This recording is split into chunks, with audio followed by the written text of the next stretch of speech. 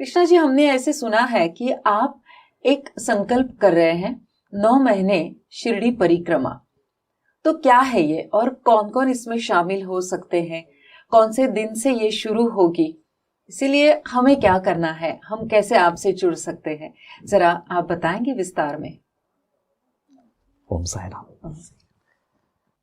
असल में ये जो संकल्प है, इसकी शुरुआत इसलिए हुई क्योंकि पिछले महीने जब 3 दिन का सत्संग हुआ शिरडी में, मैंने एक पुरजोर तरीके से एक बात कही थी पद यात्राओं को लेकर के। अच्छा। आजकल जो पद यात्राएं होती हैं उसमें किस तरह का वातावरण रहता है, वो पूरी तरह से धूली दूषित हो चुकी है और कहीं वो दाग वो धब्बा ये परिक्रमा पे ना लगे। तो मेरी भावना ये है कि ये परिक्रमा अगर शुरुआत से ही अगर अच्छे नीयत से और अच्छी भावना से और अच्छे उद्देश्य से अगर हम करेंगे तो आगे ये ऐसा ही चलेगा। ये सद्भावना है इसके पीछे। इसलिए एक संकल्प उठा कि 9 महीने तक हम ये हर महीने के दूसरे रविवार को अच्छा करेंगे, 9 महीनों तक। अभी फिलहाल तो 9 महीनों का संकल्प है, आगे बाबा की बरकत पे निर्भर करता है कि वो आगे कितना दूर चलेगा, वो मैं नहीं जानता। लेकिन 9 महीने का संकल्प तो बाबा ने आज मन में डाला है, तो मैं आपके सामने साझा कर रहा हूँ। तो 9 महीने हर दूसरे संडे, अभी अगले महीने मतलब अगस्त 13 को सेकंड संडे पड़ रहा है, तो 13 अगस्त से पहली परिक्रमा होगी।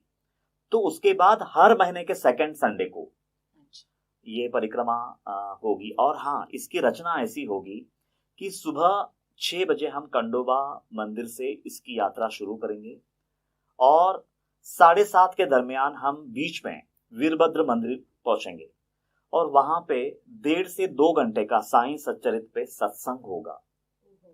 हाँ, मेन वो उद्देश्य है।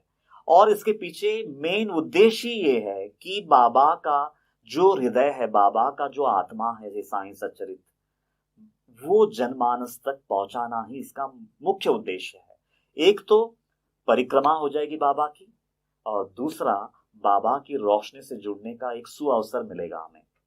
तो जो लोग भी इसमें दिलचस्पी लेते हैं, जो लोग भी इस कार्यक्रम को अपने हृदय से लगाना चाहते हैं, जो लोग भी इस रोशनी से जुड़ना चाहते हैं, वो सब आमंत्रित है।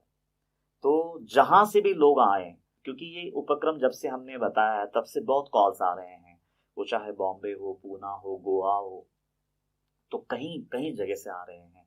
लेकिन मेरी ये प्रार्थना है कि शिरडी के गांव करीबी अगर इसमें शामिल हो जाते हैं, अगर ये रोशनी को अपने जीवन में उतारते हैं, तो मेरी नम्रता पूर्वक प्रार्थना है कि शिरडी ग्रामस्थ भी इस उपक्रम में शामिल होकर के, क्योंकि अगर ग्रामस्थ अगर जागरूक हो जाएंगे तो संसार को जागरूक कर सकते हैं।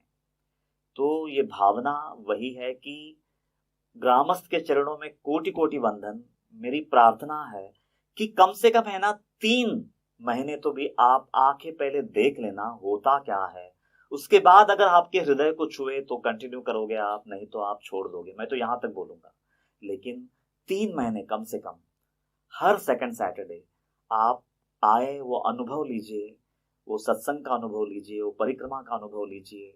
और हाँ, परिक्रमा बिल्कुल मौन, एक शब्द भी बोला नहीं जाएगा, चलेंगे और सिर्फ नामस्मरण होगा और उसके सिवा कुछ भी नहीं।